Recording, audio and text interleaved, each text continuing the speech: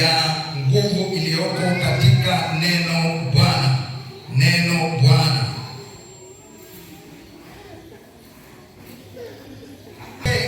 Cha Agano la Kale. Nimekuambia kama utaona tafadhali uniambie, lakini nini maana ya Bwana? Bwana kibibilia ni utawala. Utawala. Yeye ndiye mtawala. Mtawala yani Bwana Mungu. Sasa kihalisia ukiona Bwana Mungu ni Yesu Kristo. Kwenye mabano andika ni Yesu. Lakini halikuwa hajadhihirishwa kwa sababu bado majira yake tumefundishwa asubuhi kwamba majira yake yalikuwa hayajafika ya kudhihirishwa kwa ajili ya kuokoa ulimwengu. Lakini alitabiriwa na kina Isaya, alitabiriwa na kina manabii wengi walitabiri juu ya Yesu Kristo kuzaliwa na kuwa mwokozi wa ulimwengu. Sasa hii Bwana, nisikilize vizuri. Bwana inahusiana na taifa la Israeli katika Agano la Kale. Inahusika haswa na taifa la Israeli. Okay. Wewe twende hivi. Utanielewa tu.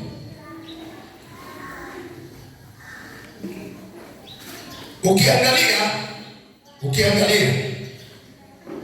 hebu tuangalie Isaya 44 mstari wa 24.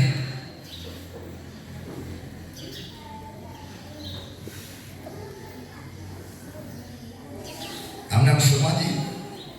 Tunazungumzia habari ya Bwana ambaye uko mbeleni utaona kwamba je, mpaka leo Yesu ni Bwana wako au sio Bwana wako? Maana yake ni mtawala. Ukubaliane na yale yote ambayo anayokuelekeza. Nje ya hapo itakuwa Yesu au Mungu sio mtawala wako. Ukimaliza hapo Isaya sura 44 mstari wa 24. Bwana mkombozi wako, yeye aliyekuumba tumboni, asema hivi: mimi ni Bwana nifanyaye vitu vyote, nizitendaye mbingu peke yangu, nienizaye nchi. Ni nani aliye pamoja nami? Mpaka mstari nimekuambia mstari wa 24 tu. Sikiliza basi Israeli. Naomba usikilize vizuri. Sikiliza basi Israeli. Sio wewe. Wewe sio Israeli, mimi sio Israeli. Agano la Kale halikuhusu. Agano la Kale linamhusu Israeli na Bwana wake. Bwana yake ni taifa ambalo liko chini ya mamlaka ya Mungu. Katikati ya mataifa mengi duniani, alimchagua Yakobo ambaye ni Israeli kwa yeye awe ni Bwana wao. Saa zingine anasema Israeli ni bibi yako harusi. Amen. Maana yake Israeli ameolewa na huyu Bwana anayeandikwa kwa herufi kubwa. Bwana maana yake kwa neno lingine wanamuita mume. Sasa takuuliza kwa mbeleni kwamba mume wako ni nani? Maana inawezekana waume wakawa wengi. Sasa anasema sikiliza Israeli, sio wewe, Israeli. Mwambie mzee wewe sio Israeli. Sisi tutakutana na Mungu huko kwenye Agano Jipya. Huko kwenye Agano Jipya ndio tutakutana na Mungu. Tunafanya kuwa taifa la Mungu kupitia kumwamini Yesu Kristo. Amen. Nisaidie kusema amen. Amen. Tutakutana na Mungu kupitia taifa la Israeli ambalo sisi kwake sisi ni kama tumepandikizwa, ni kama nini wanasema Israeli ni mzabibu, sio? Sisi tunapandikizwa, lakini tukipandikizwa pia tunaweza kunyofolewa. Bwana Yesu asifiwe. Kwa hiyo Mungu alikuwa ni Mungu wa Israeli. Endelea. Sikiliza basi Israeli, ukaangalie kuzitenda, upate kufanikiwa, mpate kuongezeka sana, kama Bwana Mungu wa baba zako alivyokuahidi, katika nchi ijayo maziwa na asali. Mstari wa 4. Sikiliza Israeli, anarudia tena. Bwana Mungu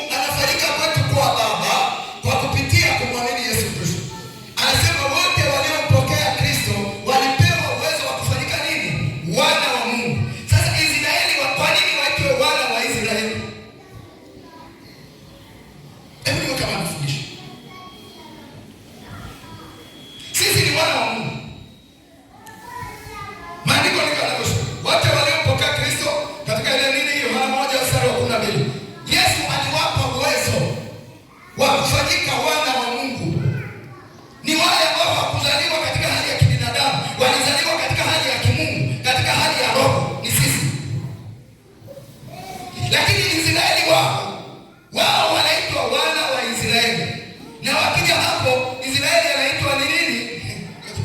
Kuna vitu ambavyo vimejificha. Israeli anaitwa ni bibi harusi wa Mungu. Sasa wana Israeli wanaitwa wana wa Mungu. Wana wa Mungu ni sisi. Bwana Yesu asifiwe. Bali wao ni wana wa Yakobo, wana wa Israeli. Kwa hiyo maana yake Mungu yeye ndiye anayetawala. Maana yake alikwisha kuzungumza na Ibrahimu kwamba katikati ya uzao wako, naomba unisikilize leo, nitanipatia taifa ambalo halitakuwa na taifa lingine lolote duniani. Na taifa hili analipata kwa kupitia sasa mjukuu wa Ibrahimu ambaye anaitwa Yakobo, ambaye huyo Yakobo alishindana na Mungu siku kucha, akabadilishiwa jina pale njiani, akaambiwa hutaitwa Yakobo bali utaitwa Israeli, maana umeshindana na Mungu na umefanya nini? Umeshinda. Amen. Tayari ndipo anaingia sasa agano na taifa la Israeli. Amen.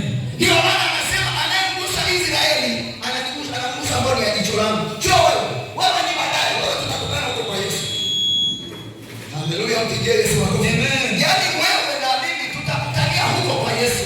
Lakini kuanzia kitabu cha Mwanzo mpaka kuanzia wakati wa Ibrahimu aliambiwa nitafanya agano na uzao wako, lakini uzao nitaupeleka ukae Misri utumwani miaka 430. Na ndicho alichokifanya. Bwana Yesu asifiwe. Amen. Bwana Yesu asifiwe. Amen. Kwa nini waende kule? Kwa sababu kuna mistake walioifanya ya Yusufu kuuzwa kwenda kule Misri. Bwana Yesu asifiwe. Amen. Yusufu kwenda wapi? Kule Misri. Na Mungu akafanya aliyoyafanya, njaa ikatokea sana kule Kanaani, lakini Misri ikawa ina chakula kwa sababu wamempokea mtu ambaye yuko kwenye agano la Mungu. Mtu ambaye yuko kwenye agano la Mungu. Ukishaingia kwenye agano la Mungu, wewe si mtu wa kawaida. Lakini kwa wakati huu agano jipya, wewe bado unaitwa mataifa. Unasikia? Mataifa ambaye hana agano na Mungu, hana agano na Mungu. Lakini sasa tutakapokuja huku kwenye agano jipya, ndipo tutakapoona. Lakini swala la nini la Mungu alikuwa ni Mungu anaitwa Mungu wa Israeli.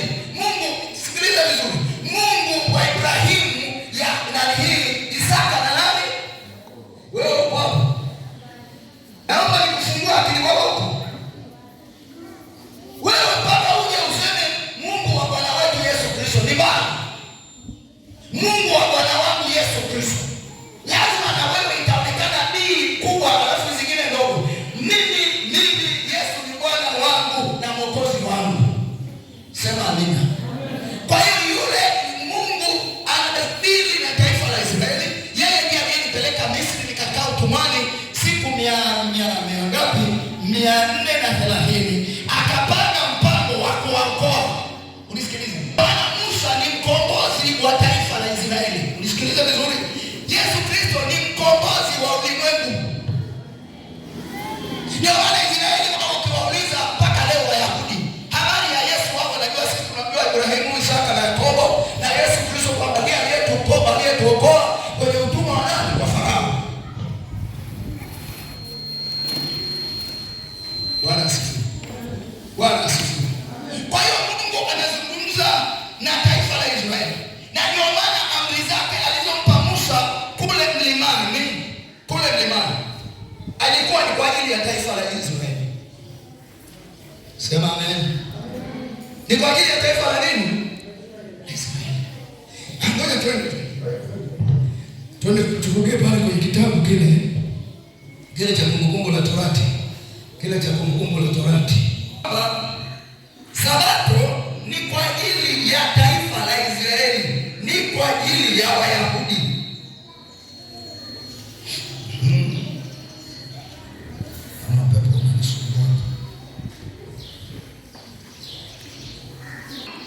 Soma mstari ule wa 6. Mstari wa 6. Mimi ni Bwana Mungu wako niliyekutoa katika nchi ya Misri Sawa? Usiwe na miungu mingine. Usiwe na miungu mingine ila mimi. Mimi maana yake ndiye mtawala wako, ndiye kiongozi wako, ndiye mwalimu wako, ndiye mumeo. Usiwe na mume mwingine, usiwe na Mungu mwingine ila mimi. Maana mimi ndiye nimekutoa katika nyumba ya utumwa ya Farao. Unaweza kusema na wewe umetolewa kwenye nyumba ya nani? Na nani aliyekutoa? Tutafika huko. Kwa hiyo Israeli Mungu anadili naye kwa sababu alikwenda utumwani akakaa kwenye utumwa kama wewe ulivyokaa kwenye utumwa wa shetani, haijalishi kwamba ulikaa muda gani. Lakini Mungu akamtuma Yesu Kristo kuja ili akuokoe. Mimi ndio taifa la Israeli. Nakwambia wewe usijilinganishe na taifa la Israeli. Bwana Yesu asifiwe. Yaani wao wanaweza wakamuudhi Mungu, wakafanya lolote, lakini bado ni taifa la Mungu ambalo Mungu amefanya agano nalo. Ndio maana ngoja nikwambie kitu. Mungu kukuacha wewe uliyefanya agano na yeye kupitia kifo cha Yesu, si kazi rahisi kukuacha. Sio unanielewa? Sasa kama Mungu alivyofanya agano na wana wa Israeli kwa ajili ya Ibrahimu, Isaka na Yakobo, kwa njia ya kuwatoa kule Misri walipopelekwa, akasema agano langu na nyinyi litakuwa ni agano la milele, na anayewagusa nyinyi ananigusa mimi. Sasa je, hebu fikiria wewe si zaidi kuliko wale? Maana hii ya kwako, hii ya kwako, agano lako na Mungu ni agano la damu. Sikia Israeli, sikia Israeli, mimi ni Bwana Mungu wako, mimi ndiye mtawala wako. Usiwe na utawala mwingine, usiwe na ukishakuwa na Mungu mwingine, huyo ndiye mtawala wako.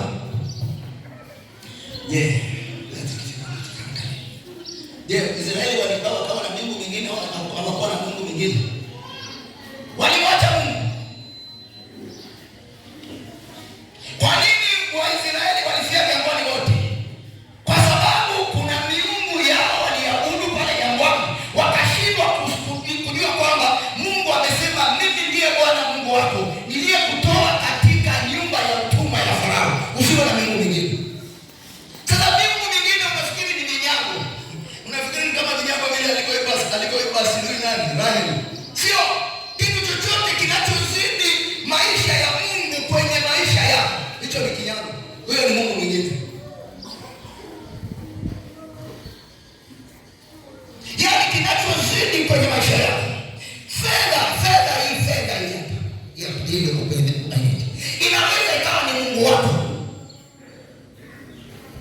Ni jinsi gani unavyomweka Mungu kwenye nafasi ya juu ili awe ni Bwana, awe ni mume wako, awe ni mtawala wako zaidi ya kitu kingine chochote.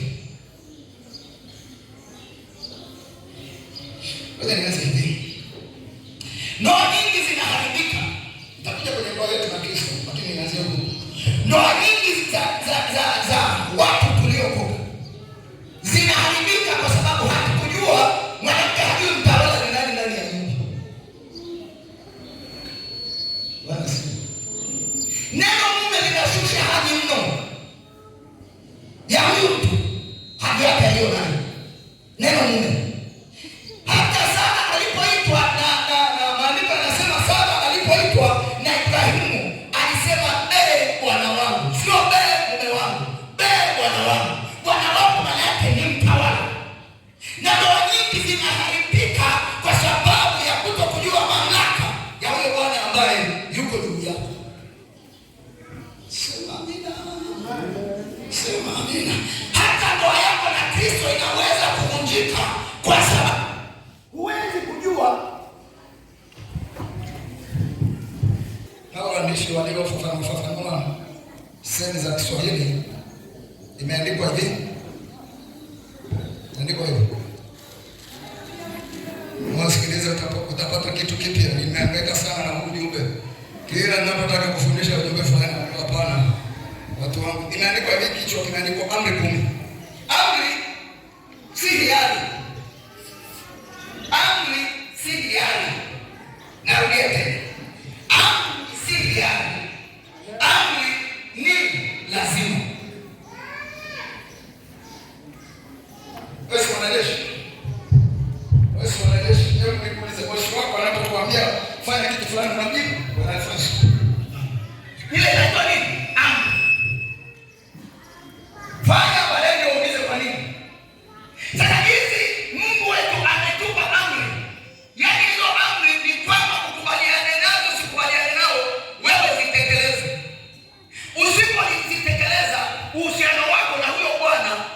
nje. Kama mimi Flora yule pale, yawezekana nikamwambia afanye kitu fulani ambacho hataki kukifanya, inabidi akifanye kwa sababu mimi ni bwana wake, ni amri. Lakini nje ya hapo nikimweleza kinachomtoa nje ya bwana wake mkubwa kuliko mimi, yanaweza kukataa. Ili kwa kweli nyinyi msije mkashuhudia wanawake, huyu ni Mungu anayesema na wewe. Nje ya huyu bwana wa herufi kubwa, wewe unaitwa bwana, itaanza herufi kubwa kama sentensi inaanza. Lakini kama sentensi haianzi, mimi naandikwa bwana kwa herufi ndogo. Kuna bwana anayeandikwa kwa herufi kubwa. Ikiwa mimi bwana ninakutoa wewe ana kwenye lengo la bwana wa herufi kubwa, unaweza kusema hapana, bwana atanitetea. Nisaidie kusema nini? Maana huyu ndiye topo. Huyu bwana wa herufi kubwa ndiye topo. Anasema mimi ndiye natawala mbinguni duniani, na vitu vyote vimetokana na mimi, na mimi ndiye nayetawala. Ndio maana anaitwa Bwana. Amen. Sema amen. Amen. Sema amen. Amen. Ndio wengine tumeita wengine mabwana, lakini wasema Bwana. Yeye ndiye Bwana wa vyote. Sasa wewe ndio maana unaandikwa herufi ndogo Bwana nini, na wewe Elihudi wa Sharon, na wewe Elihudi. Wengine sio mabwana, wengine ni vijana. Zake huwezi kutoka na wewe. Babu bwana wa nani? Nikuulize, unaitwa bwana wa nani? Wewe ni kijana. Sasa huyu anaitwa Bwana kwa sababu yeye kuna mahali ambapo yuko juu ya mwingine. Naomba kama wanaandika itakusaidia. Bwana ni mtu aliye juu ya mwingine. Ndio maana ya Bwana. Kuna Bwana Mungu inayoandikwa kwa herufi kubwa zote. Kuna Bwana inayoandikwa kwa herufi ndogo, ni mimi na wewe, lakini aliyeoa. Asiyeoa kijana huwezi kumuita Bwana. Bwana yuko chini ya nani? Yuko juu ya nani? Yuko juu ya nani? Na huyo kuna mtu yote yuko chini yake? Hamna. Bwana asifiwe. Bwana asifiwe. Sasa tuko kwenye Bible study kwamba hivi mwanamke naye anaweza kuitwa bwana. Hakuna, alipo hivi. Alipo hivi. Ndio maana Israeli hawezi kuwa bwana kama anakuwa ni bibi harusi. Bwana Yesu asifiwe. Maana kuna bwana nyuma yake ambaye ni Bwana, ambaye ni mkombozi aliyewatoa. Kwa hiyo Israeli siku zote anakuwa ni bibi harusi. Amen. Sema nini? Amen. Kwa kwenye agano jipya, ngoja nianze kwanza agano kama muda utaturuhusu. Agano la kale, uone kwamba Mungu alidili na taifa la Israeli kama Bwana Mungu, Bwana Mungu. Kwa nini? Ni mimi niliowatoa katika utumwa wa nyumba ya Farao. Msiwe na miungu mingine. Yaani katika vitu ambavyo wewe unafikiri kwamba unachokifikiria ni dhambi, inawezekana isiwe dhambi kubwa kama dhambi ya kuwa na Mungu mwingine, kama dhambi ya kuwa na Bwana mwingine. Sema amen. Na huwezi kujua, unaweza kufikiri kwamba uko okay, hata mimi mchungaji, hata mimi askofu, lakini inawezekana nina kamungu kangu. Kamungu kangu ambapo kakibuka hapo ndipo nakasema sana. Kahasira ni kamungu. Kakiburi ni kamungu. Sema amina. Yaani hata, yaani kananitawala. Kananitawala. Yaani sio ninakatawala. Sio ninakatawala. Kitu chochote kwenye maisha yako kinatakiwa wewe ndiwe uwe mtawala. Nje ya hapo kikishakuwa kikubwa kama fedha, fedha ndio wewe inakutawala. Sio nilizungumza. Je, fedha unaitawala au unakutawala? Eliudi. Fedha unaitawala au inakutawala? Unaitawala. Wa kweli. Naomba kwa kweli. Vitu ambavyo ni shida kuvitawala ni fedha. Usifikiri kwa nini Sulemani alisema jawabu la mambo yote iko kwenye fedha. Jawabu la mambo mazuri, jawabu la mambo mabaya liko kwenye fedha. Unaweza kwa kutamka ukaona umetamka kitu halisi, lakini ni ngumu kutamka. Utawala wa fedha ni mkubwa mno. Na unaweza kufikiri sina Mungu mwingine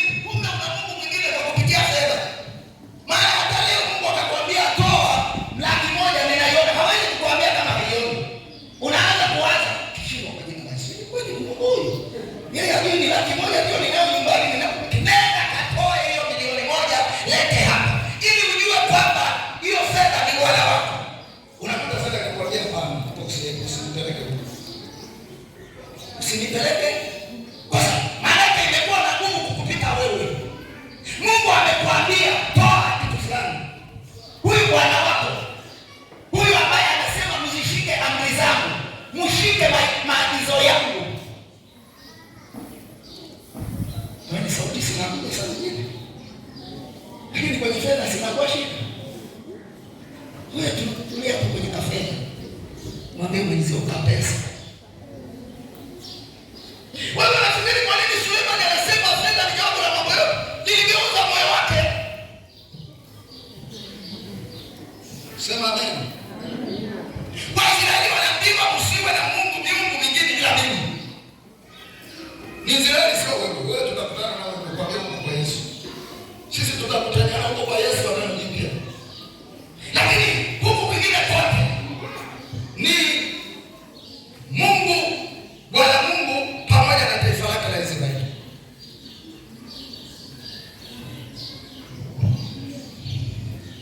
Ngoja nikupe mfano mmoja. Nizungumzie kidogo maana tuko leo kwenye ubatizo alafu karudi. Ubatizo ni agizo la Mungu au ni agizo la mwanadamu? Niwasaidie kidogo mnapokwenda kushiriki. Sasa kule ubatizo wa maji mengi ni agizo la Mungu au sio la Mungu? Au agizo la Yesu? Yesu ni Mungu. Lakini kwa sisi tunamuita Bwana Yesu maana ni Bwana. Mungu ni jina pana mno, jina pana. Agizo lake nendeni mkahubiri mataifa wakiamini kufanya nini? Baada ya kuwabatiza, hiyo ni amri au ni agizo? Ni amri ambayo inaambatana, agizo linaambatana na amri, yaani isiyokwepeka. Command, agizo hili nenda. Lakini leo nikakwambia wewe kwa Mungu mnalo nini tu? Mungu. Nikakwambia na nini ndio jana? Kama nenda mahali fulani, hivi kwa nini niende? Kwani kule nitapata nini? Kimungu sio kimungu hivi.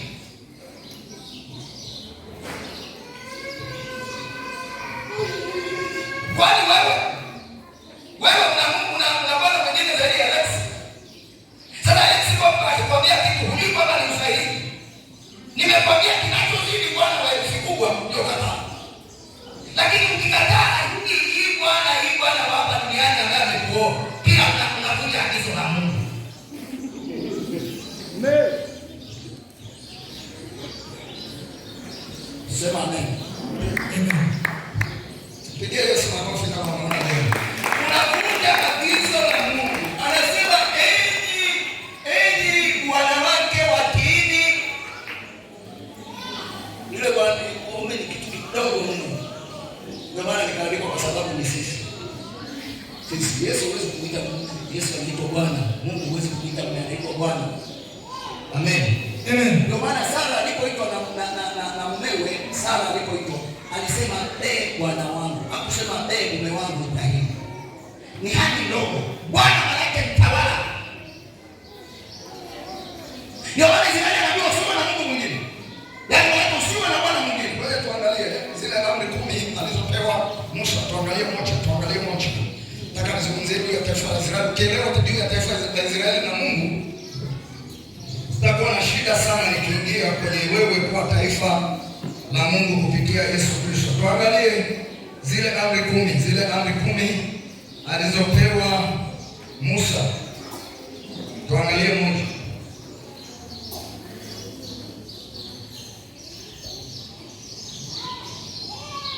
Tuangalie amri moja ambayo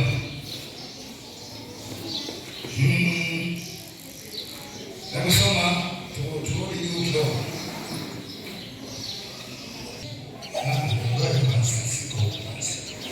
Hebu soma 5:10.